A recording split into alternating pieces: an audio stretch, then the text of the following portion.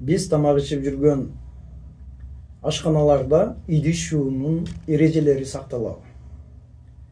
Мыйзам боюнча өкмөттүн токтому менен атайын санитардык ченемдер, эрежелер киргизилген.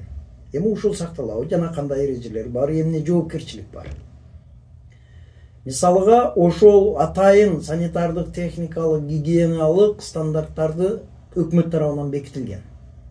Мисалы кандай стандарттар бар? Ошол эл тамактануучу жайларда, ашканаларда ал мааниси жок. Ресторан болобу, кафе болобу, бар болобу, ал жерде ошол идиш аякты жуунун жана аны сактоонун эрежелери так көрсөтүлгөн. Мисалыга, биз жөнөкөй кыргыз тили менен алганда экөөнү бөлүп карайлы. Мисалы, жанагыдай столдун үстүнө коюлуучу идиш аяк дейли, жана ошол тамак даярдоочу казан аяк деп коелу. Экөөгө эки эрежелер бар. Кайсы градустагы суу менен жууш керек, алар кандай сакталыш керек. Мисалыга, жанагыдай столдун үстүндө эле бизде баардыгын үйүп коет. Бул тыюу салынган, мүмкүн эмес. Жанагы тамак бере турган идиш аяктарды атайын жабык шкафтарда сакташ керек. Ал эми казан аяк кандай сакталыш керек? Казан аяк, мисалыга, ошол тамак даярдалган казан аяк жерден 1,5 метрден жогору сакталыш керек. Атайын стеллаждарда, же болбосо атайын полкаларда сакталыш керек. Демек, ошол жуулушу эмес, сакталышынан бери эмне менен жуулуш керек, кандай сакталыш керек, эмне эрежелер ошол идиш аяк жуулуучу жерде ошол жанагы жуунун инструкциялары анын баардыгы сакталыш керек.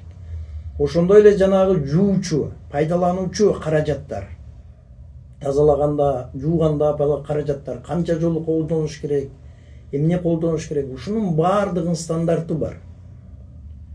Ошондуктан бул маселеде ушул стандартты сактоо менен гана иш алып барыш керек. Эгерде ушул стандарттар сакталбаса, анда түздөн-түз биринчисиде административдик укук бузуу боюнча жоопкерчиликке тартса болот ошол жанагы кафенин, ресторандын, ашкананын жетекчилерине, уюштуруучуларына.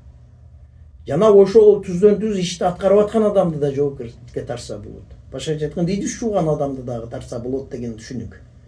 Эгерде ошол кандайдыр бир жанагыда гигиеналык, санитардык нормаларды, стандарттарды, ченемдерди сактабагандыктан кандайдыр бир ууланууга алып келди дейли, оор жаракаттарга, элдин уулануусуна бизде көп эле болуп атат ушул жагдай. Анда кылмыш жоопкерчилиги бар.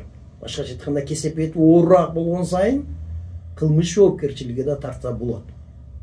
Демек, эреже бар. Идиш жууганда да эреже бар. Ошону сактаганда да бар. Ал мыйзам ушул нормаларда каралган.